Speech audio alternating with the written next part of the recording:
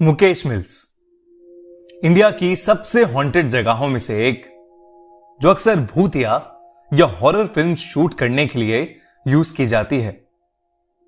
लेकिन हकीकत में इस जगह पर कई ऐसे किस्से घटे हैं कि बॉलीवुड के बड़े बड़े डायरेक्टर्स और एक्टर्स इस जगह पर अपनी मूवीज शूट करने से अब बेहद डरने लगे हैं। कई सालों पहले यहां पर कॉटन और वूल के कपड़े बनते थे, लेकिन 1982 में एक ऐसी आग लगी जिससे सब कुछ जल के राख हो गया। आज तक कोई नहीं जानता कि वो आग कैसे लगी, लेकिन तब से ये जगह वीरान पड़ी है और इसके आसपास कोई भी नहीं जाता। एक बार की बात है, मुकेश मिल्स में एक हिंदी हॉरर फिल्म की शूटिंग चल रही थी। फिल्म की हीरोइन ग्रीन रूम में अकेले अपने डायलॉग्स रिहर्स कर रही थी। तभी उसकी नजर एक बहुत ही सुंदर झुमकों पर पड़ी जो जमीन पर नीचे गिरे हुए थे। उसने वो झुमके उठाए और शीशे के सामने अपने कान में लगाकर वो झुमके देखने लगी कि तभी उसके असिस्टेंट प्रिया ग्रीन रूम में आ गई। प्रिया ने जैसे ही शीशे में देखा तो वो एकदम से बहुत ज्यादा घबरा गई। उस शीशे में उसे उस हीरोइन की जगह एक जली हुई दुल्हन दिखी जिसने वो झुमके पहन रखे थे। प्रिया डर के मारे चिल्लाई तो उस हीरोइन के हाथ से झुमके नीचे गिर गए। अब प्रिया को उस शीशे में वो औरत नहीं दिख रही थी और सब नॉर्मल था। प्रिया को लगा कि शायद ये उसका वहम होगा। उसने हीरोइन से माफी मांगी और उसे बताया कि शॉट रेडी है और डायरेक्टर उसे शॉट के लिए बुला रहा है। कुछ देर बाद जब वो हीरोइन अपना शॉट दे रही थी तो अचानक से उस फिल्म के सेट पर लाइट जलबुझ होने लगी। थोड़ी देर फ्लिकरिंग के बाद एक बड़ा सा धमाका हुआ और वहां की सारी लाइट्स ऑफ हो गईं। प्रोडक्शन असिस्टेंट श्याम अपने एक साथी को लेकर फ्यूज चेक करने के लिए थोड़ा बाहर निकला। बाहर बहुत तेज बारिश शुरू हो गई थी, बिजली कड़क रही थी और बादल जोरों से गरज रहे थे। जब श्याम और वो दोनों मुकेश मिल्स की लॉबी की तरफ गए तो उन्हें अंधेरे में एक आदमी दिखा जो बारिश में खड़ा सिगरेट पी रहा था। अंधेरे की वजह से उसका चेहरा ठीक से नहीं दिख रहा था। श्याम ने बिजली के फ्यूज के बारे में उससे पूछा तो उसने कोई जवाब नहीं दिया। श्याम को वो आदमी बेहद अजीब लग रहा था, लेकिन कुछ ही पल बाद उस आदमी ने अपने हाथ से मिल्स के कोने की तरफ इशारा किया। वो दोनों उस तरफ जाने लगे, लेकिन श्याम बार बार उस आदमी को पीछे मुड़कर देख रहा था। तभी अचानक से बिजली कड़की और उस आदमी की शक्ल श्याम को दिखी, जिसे देखकर वो सुन सा पड़ गया।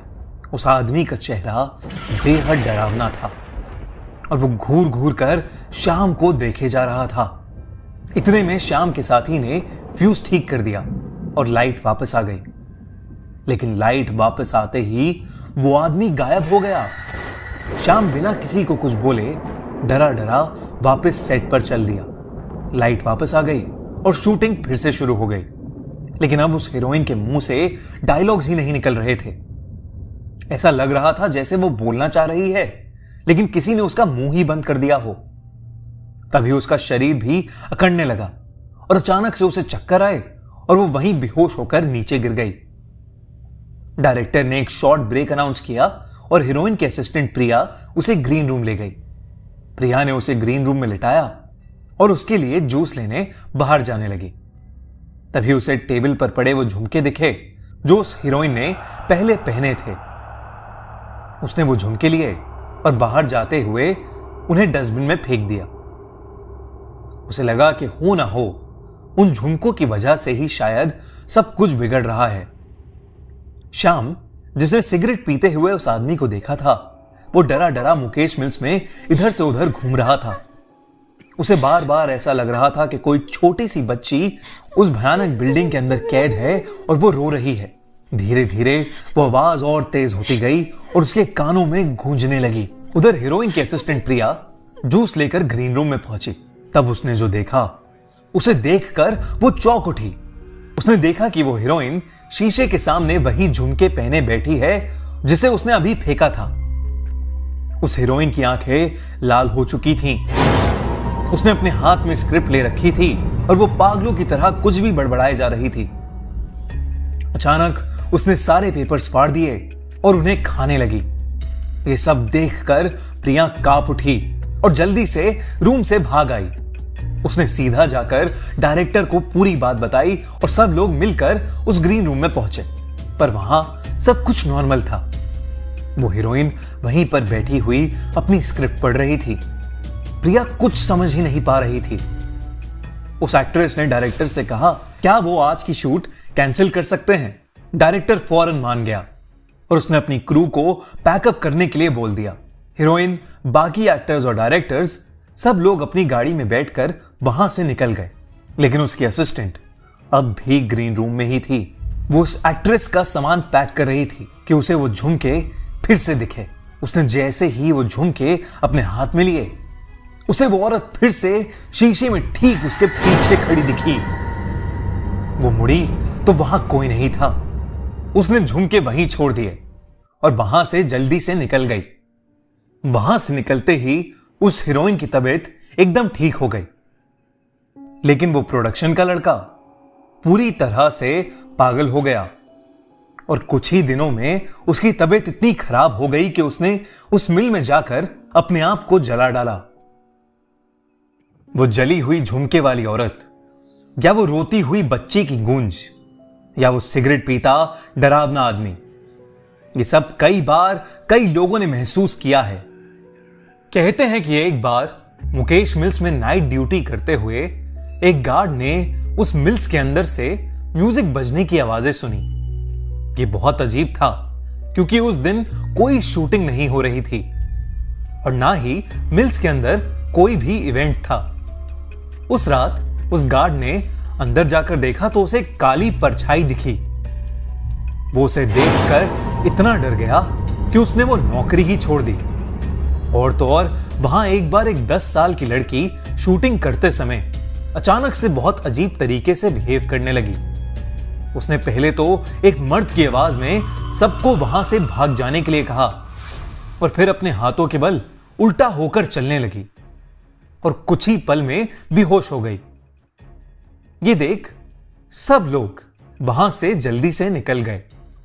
जैसे ही उसके पिता उसे उस मिल से कुछ दूर लेकर गए, वो एकदम नॉर्मल हो गई, लेकिन उसे कुछ भी याद नहीं रहा कि उसके साथ क्या हुआ था।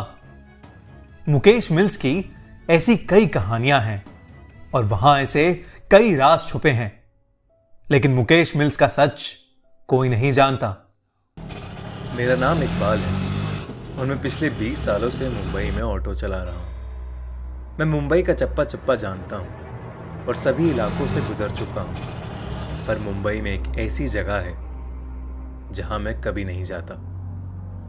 वो है मुंबई की गोरेगांव में स्थित आरे कॉलोनी। करीब 8-9 साल पहले देर रात में एक पैसेंजर को रॉयल पाम सोसाइटी में छोड़ के मैं घर वापस लौट रहा था। पूरा रास्ता सुनसान जंगलों के बीचों बीच बना था। उस दिन हवा बहुत जोरों से चल रही थी और हल्की हल्की ठंड भी। मैं किशोर कुमार का गीत गुनगुनाता हुआ जा रहा था कि अचानक मेरी ऑटो के सामने एक औरत आई। मैंने झटके से गाड़ी रोकी और उस औरत से माफी मांगने के लिए उतरा, मगर वहां दूर दूर तक कोई नहीं था। मुझे लगा कि मेरी आंखों का कुछ धोखा हुआ है, तो मैं ऑटो में वापस बैठ गया। जैसे ही मैंने ऑटो स्टार्ट करी, एक बूढ़ी सी औरत मेरे बगल में आके खड़ी हो गई और उसने मुझसे कहा, थोड़ा आगे तक चलोगे? और पीछे बैठ गई। उस औरत ने फटे पुराने कपड़े पहन रखे थे और एकदम मिट्टी में लिपटी हुई थी। उसका चेहरा उसके बिखरे बालों से छुपा सा हुआ था। मुझे थोड़ा अजीब सा लग रहा था कि रात के 3 बजे इस बूढ़ी औरत को कहां जाना है। मैंने उससे पूछा, मैडम कहां जाना है आपको? उसने जवाब में कहा, आगे एक शमशान है, बस वहां तक। ऑटो के मिरर से जब मैंने उसे कहते देखा, उसकी आंखों में एक डरावनी सी चमक थी। जब उसके बाल हवा से उड़े तो उसका गलगला सा चेहरा देख मेरी आंखें फटी की फटी रह गई। मेरे पूरे शरीर के रोंगटे खड़े हो गए और तब मुझे सूझा कि शायद मेरे पीछे जो औरत बैठी है वो एक चुड़ैल है। जो कुछ समझ नहीं आ रहा था, इसलिए मैं चुपचाप ऑटो को खूब तेजी से आगे भगा रहा था। एकदम से मेरी ऑटो में खड़खड़ हुई और वो बंद पड़ गई। मैंने तुरंत उतर के बिना उस औरत से नजर मिलाए ऑटो को ठीक करने में लगा। जैसे ही मैंने ऑटो ठीक करके ऑटो स्टार्ट किया तब मैंने देखा कि वो औरत मेरे पीछे वाली सीट पे है ही नहीं। तभी मेरे बगल से एक ऑटो गुजरा जिसमें वही औरत बैठी थी। मैं उस इलाके से जैसे तैसे निकल कर घर पहुंचा और सीधे जाके सो गया। अगले दिन मुझे मालूम हुआ कि उस इलाके में एक ऑटो का एक्सीडेंट हुआ है और ऑटो ड्राइवर की उसी समय डेथ हो गई। और सबसे चौंका देने वाली बात यह थी कि वो वही ऑटो था जिसमें वो बूढ़ी औरत बैठ के निकली थी। इस किस्से के बाद मैंने कई कहानियां सुनी कि आरे कॉलोनी में ऐसी सफेद साड़ी वाली एक बूढ़ी सी चुड़ैल रहती है।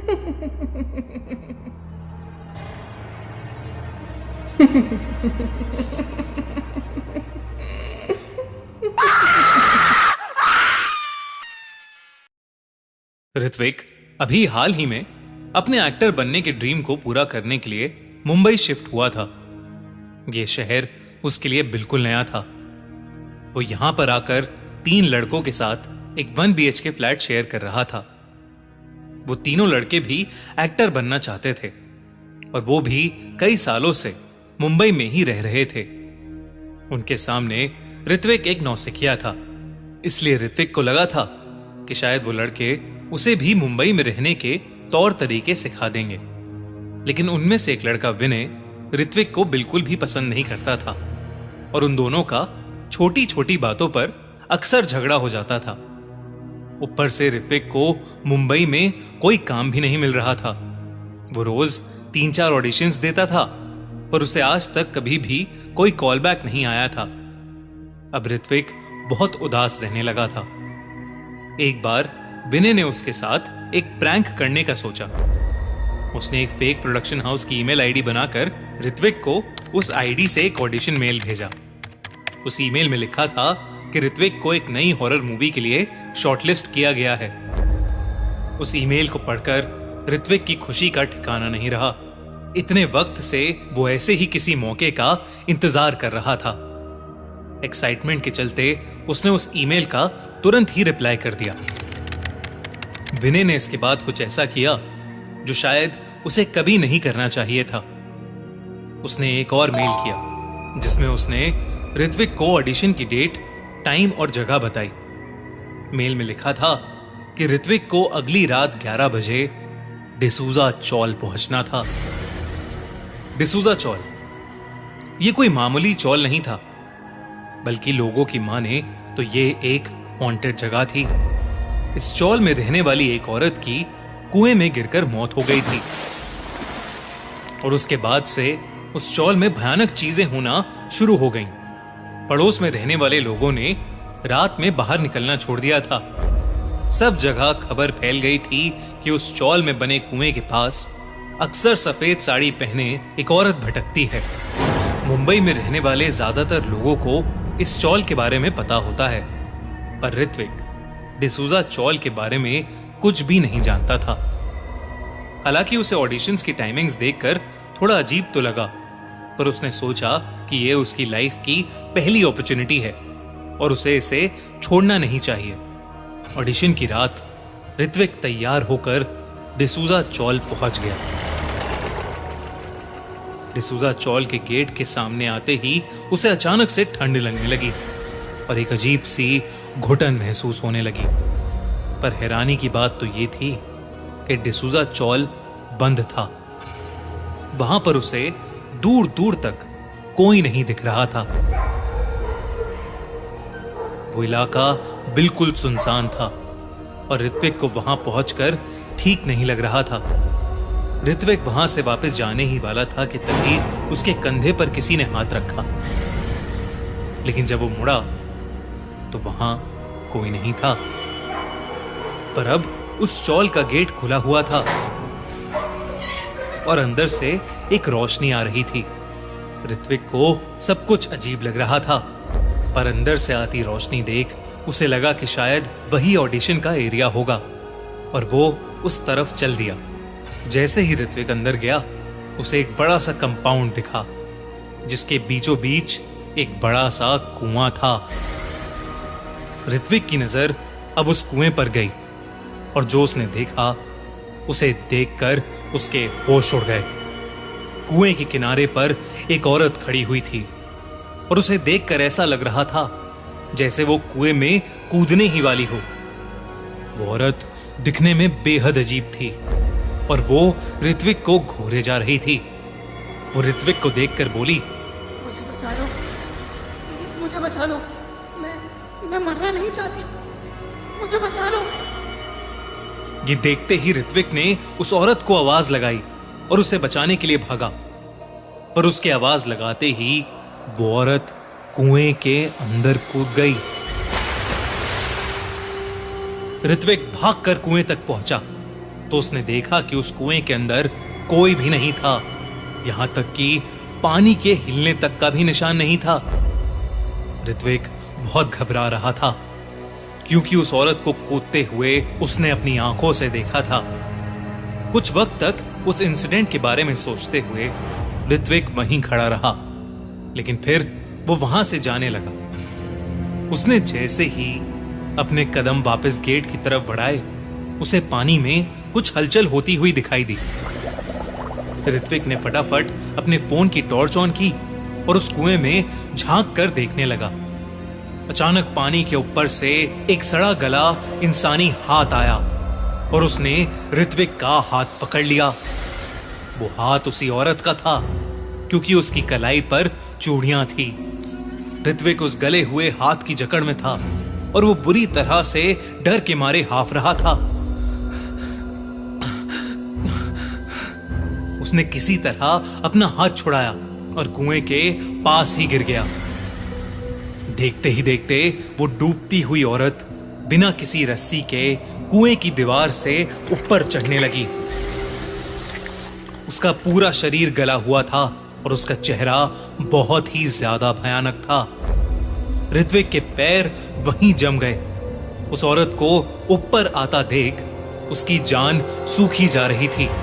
वो औरत अब कुएं के ऊपर आ गई और ऋत्विक को घूर कर देखने लगी। उसने ऋत्विक से कहा, तूने नहीं बचाया ना मुझे, और उस रात भी मुझे कोई बचाने नहीं आया। मैं तड़प तड़प कर मर गई, अब तू भी वैसे ही मरेगा। ये सुनते ही ऋत्विक ने अपने होश संभाले और फौरन उस चौल से बाहर भागा। भागते भागते उसने अपनी साथ वाली दीवार पर देखा तो उसे दिखा कि काली परछाई उसके साथ साथ ही दौड़ रही थी। जब वो गेट से बाहर निकला तो उसने एक बार भी पीछे मुड़कर नहीं देखा और बस कुछ समय तक उस खाली रोड पर पागलों की तरह भागता ही रहा। ये कहानी मुंबई में रहने वाली गुप्ता फैमिली की है। मिस्टर गुप्ता अक्सर काम के चलते घर से दूर रहते थे। मिसेस गुप्ता को इसकी आदत तो थी, पर 2 छोटे बच्चे, नया फ्लैट, नई जगह, अकेले मैनेज करना थोड़ा मुश्किल हो रहा था। 26 जुलाई मुंबई में जोरदार बारिश हो रही थी। उस रात मिस्टर गुप्ता ऑफिस के काम से बाहर थे और मिसेस गुप्ता दोनों बच्चों को सुलाकर हॉल में टीवी देख रही थी। रात के कुछ 1 बज रहे थे।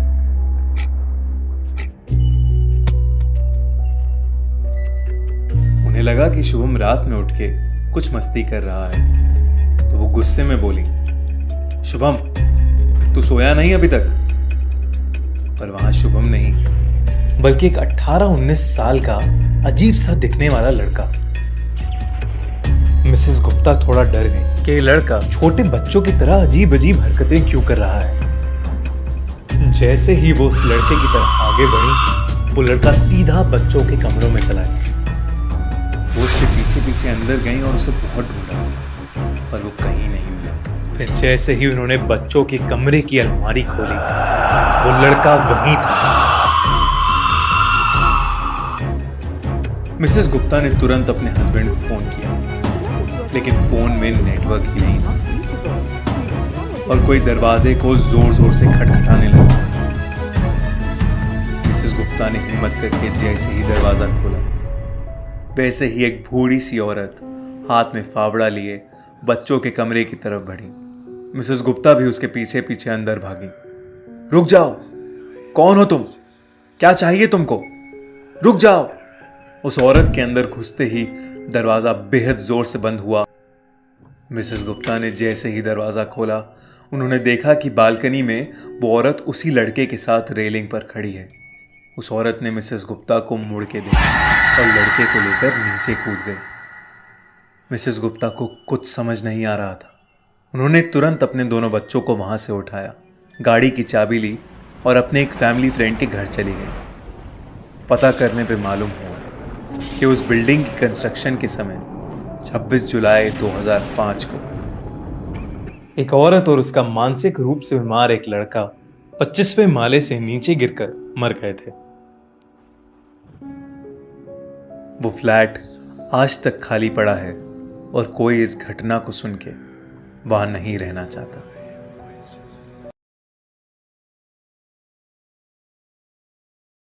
ये कहानी 90s के दशक की है, जब नवी मुंबई का इलाका पहाड़ी हुआ करता था और वहां कुछ ही लोग रहा करते थे। किशन नाम का एक नौजवान अपने गांव से नौकरी की तलाश में नया नया मुंबई शहर आया था। किशन नवी मुंबई में अपने एक मामा के घर रह रहा था। उसके मामा एक ड्राइवर थे और वो एक बड़े अफसर के लिए काम करते थे, जिसकी वजह से वो अक्सर शहर से दूर ही ड्यूटी करते थे और वो दिनों दिनों तक घर नहीं आते थे। किशन भी रोज 2 घंटे ट्रैवल करके नौकरी की तलाश में मुंबई की तरफ निकल जाता था और शाम को घर लौटता था। लेकिन शाम को वो इलाका एकदम सुनसान हो जाता था। एक दिन जब किशन ने अपने मामा से पूछा कि वहां के लोग शाम को घर से बाहर क्यों नहीं निकलते, तो उसके मामा ने उसे एक बहुत ही दिलचस्प कहानी सुनाई। उन्होंने कहा कि वहां के लोग ये मानते हैं कि नवी मुंबई और मुंबई की गलियों में एक चुड़ैल घूमती है जिसके 3 सर हैं। लोग उसे 3 मुंडी वाली चुड़ैल बुलाते हैं। वो रात में निकलती है और जब लोग सो जाते हैं तो वो उनके घर जाकर उन्हें अपने वश में कर लेती है। वो उनके अंदर की शक्ति खींच लेती है और उन्हें बेहोशी की हालत में छोड़कर वहां से चली जाती है। कुछ लोगों का तो ये भी मानना है कि वो 3 मुंडी वाली चुड़ैल एक डायन है और लोगों की शक्ति छीन छीन कर वो अपने आप को अमर बना रही है। छोटे बच्चों से लेकर घर के बड़े बूढ़ों तक सभी लोग उससे इस कदर डरते हैं कि शाम होते ही वो अपने अपने घरों के दरवाजे अंदर से कसके बंद कर लेते हैं। ये सुनकर किशन ने अपने मामा से पूछा कि क्या वो भी ये सब मानते हैं। तब उसके मामा ने कहा कि पहले वो ये सब नहीं मानते थे, लेकिन हाल फिलहाल में उस इलाके में कई लोग अपने ही घर के बाहर सुबह सुबह बेहोश मिले हैं और जब उन्हें होश आया तो उन्होंने सबको बताया कि पिछली रात उन्होंने उस 3 मुंडी वाली चुड़ैल को देखा था। इतना ही नहीं, वहां के लोकल अखबारों में भी उस चुड़ैल के बारे में खबरें छपने लगी हैं।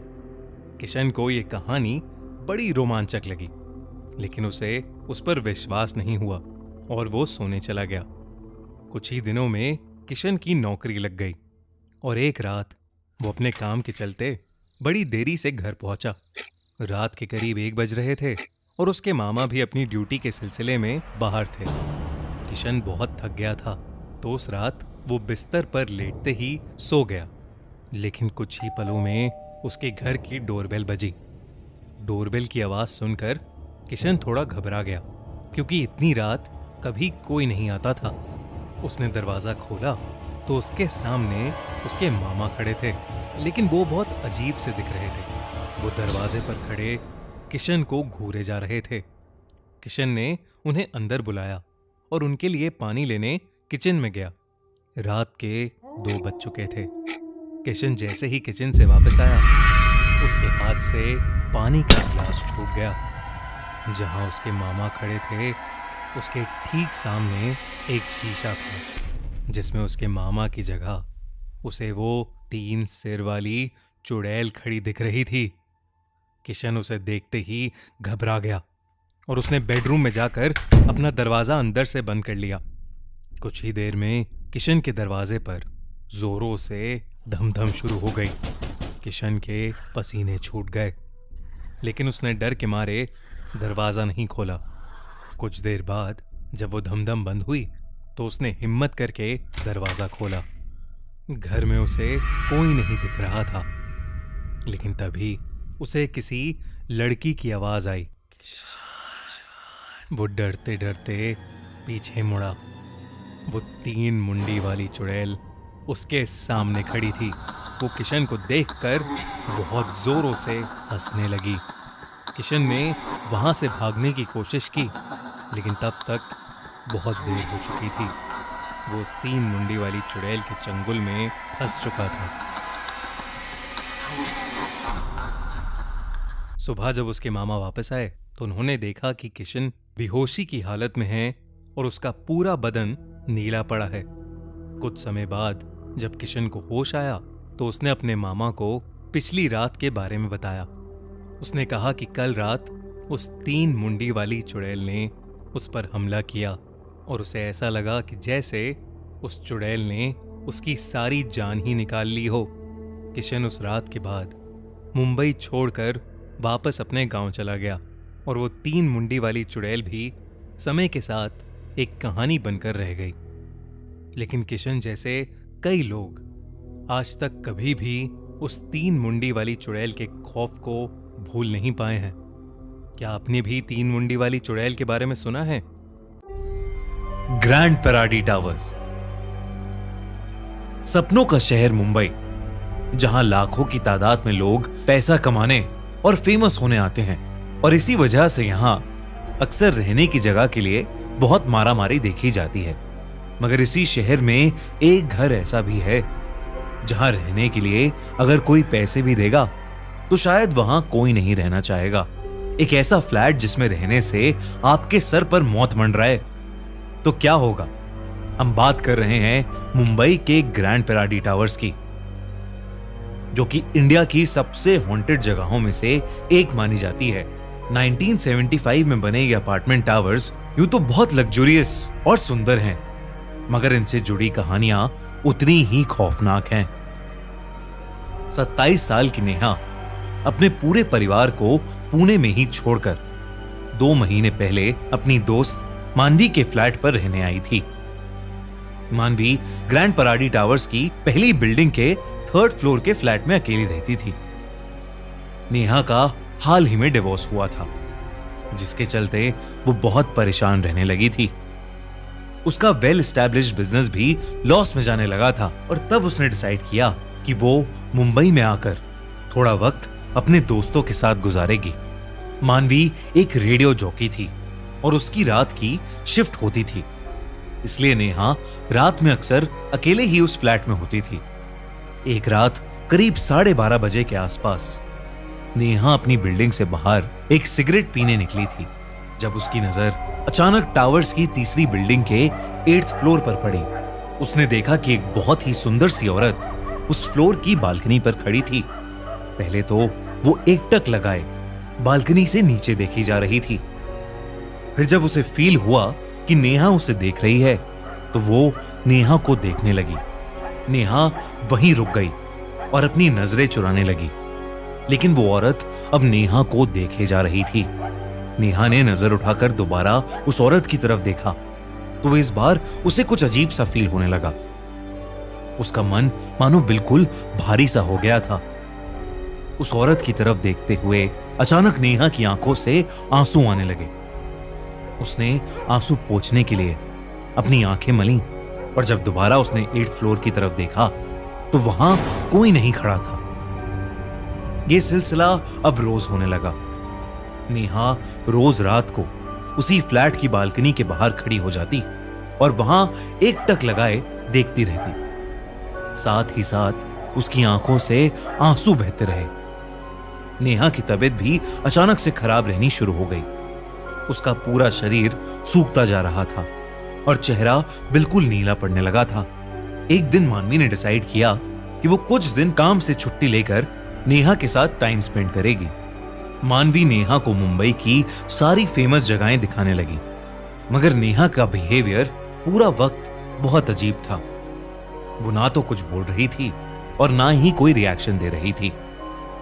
रात होते होते मानवी उसे पार्टी कराने एक क्लब में ले गई, मगर नेहा को अचानक कुछ ऐसा हुआ कि मानवी घबरा उठी। नेहा को अचानक से एक सीजर आने लगा। नेहा को ऐसे दौरे पड़ रहे थे कि उसका पूरा शरीर कांप उठा था और फिर वो अचानक से जमीन पर गिर पड़ी। किसी तरह मानवी ने नेहा के मुंह पर पानी की छींटें मारी, तब जाकर नेहा नॉर्मल हुई। उसके बाद दोनों वापस फ्लैट पर लौट गए और फ्रेश होकर सोने चले गए। मानवी ने यह तय कर लिया था कि वो अब अगली ही सुबह नेहा को एक थेरेपिस्ट के पास ले जाएगी। लेकिन उस दिन देर रात नेहा नींद से उठी और सीधा अपने फ्लैट से बाहर चली गई। चलते हुए नेहा ग्रैंड पैराडी टावर्स की तीसरी बिल्डिंग के नीचे जाकर खड़ी हो गई और 8th फ्लोर की तरफ देखने लगी। देखते ही देखते नेहा उस बिल्डिंग के अंदर चली गई।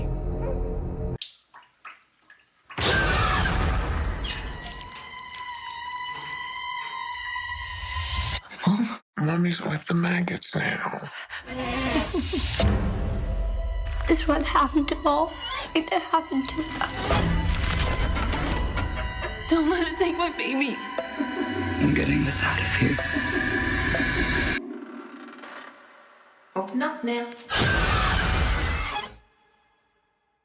वो लिफ्ट में घुसी और 8th फ्लोर पर पहुंच गई। उस फ्लोर पर सब कचरा बिखरा पड़ा था, जैसे वहां कई सालों से कोई ना रहा हो। नेहा दरवाजे के सामने जाकर रुक गई और वो उस पर लगे ताले को देख ही रही थी कि अचानक से उस अपार्टमेंट का दरवाजा अपने आप खुल गया। नेहा हैरानी से वहीं खड़ी थी। उस अपार्टमेंट में से बहुत सड़ी बदबू आ रही थी। तभी नेहा को एक औरत ने आवाज लगाई। उसने सर उठाकर सामने देखा तो वहां वही औरत थी जिसे वो रोज देखती थी। वो औरत उस फ्लैट की बालकनी में खड़ी थी। उस औरत ने हंसकर नेहा को अपने पास आने का इशारा किया। नेहा ये देखकर उस फ्लैट के अंदर चली गई। वो बालकनी तक जा ही रही थी कि अचानक वो औरत वहां से गायब हो गई। ये देखकर नेहा घबरा गई और सीधा दरवाजे की तरफ वापस भागी, लेकिन वो दरवाजा अब लॉक था। नेहा जोर जोर से चिल्लाने लगी, दरवाजा पीटने लगी, मगर उसकी आवाज किसी तक नहीं पहुंची। तभी उसे लगा कि जैसे उसके पीछे कोई खड़ा है। वो मुड़ी और उसकी आंखें फटी की फटी रह गईं। उसके सामने वही औरत खड़ी थी, लेकिन उसके चेहरे पर एक बहुत ही लंबी और खतरनाक हंसी थी, पर उसकी आंखों से आंसू भी आ रहे थे। उसके बाल बिल्कुल बिखरे हुए थे और खाल बिल्कुल सड़ी हुई। देखते ही देखते उस फ्लैट में एक एक करके बहुत सारे मरे हुए लोगों की आत्माएं दिखाई देने लगीं। वो सब नेहा की तरफ बढ़ने लगे। वो सभी आत्माएं बहुत दुखी लग रही थीं। उन सब को देखकर नेहा का मन अचानक से बहुत भारी हो गया और उसकी आंखों से भी आंसू बहने लगे। वो बहुत ही ज्यादा डिप्रेस्ड फील करने लगी।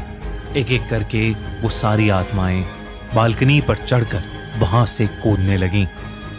नेहा भी उनके पीछे जाकर खड़ी हो गई और अपनी बारी आने पर वो भी उस बालकनी से नीचे कूद गई।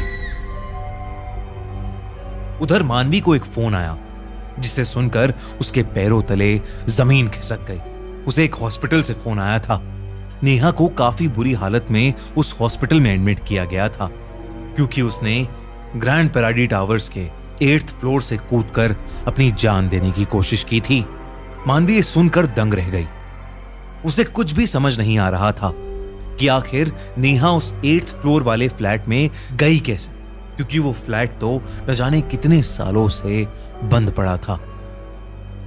अगले दिन जब नेहा को होश आया तो उसने अपने साथ हुआ पूरा किस्सा मानवी को बताया। लेकिन फिर उसी रात नेहा ने अपना दम तोड़ दिया। मानवी नेहा की मौत से टूट चुकी थी और तब ग्रैंड पैराडी टावर में रहने वाले एक आदमी ने उसे कुछ ऐसा बताया जिससे मानवी के रोंगटे खड़े हो गए। उस आदमी ने मानवी से कहा कि ग्रैंड पैराडी टावर्स की 3rd बिल्डिंग के 8th फ्लोर को हॉन्टेड माना जाता है। उस फ्लोर से न जाने कितने लोगों ने सुसाइड करके अपनी जान दे दी है, पर जिन भी लोगों ने सुसाइड किया है वो सब बहुत स्ट्रेस में थे, इसलिए कोई आज तक समझ नहीं पाया है कि क्या सच में 8th फ्लोर का वो फ्लैट हॉन्टेड है या वो लोग सच में अपनी जिंदगी से परेशान हो गए थे। नेहा के साथ जो भी हुआ वो आज भी एक पहेली है और उन सभी लोगों की मौत की मिस्ट्री भी आज तक सुलझ नहीं पाई है जिन्होंने उस 8th फ्लोर से कूदकर सुसाइड किया था।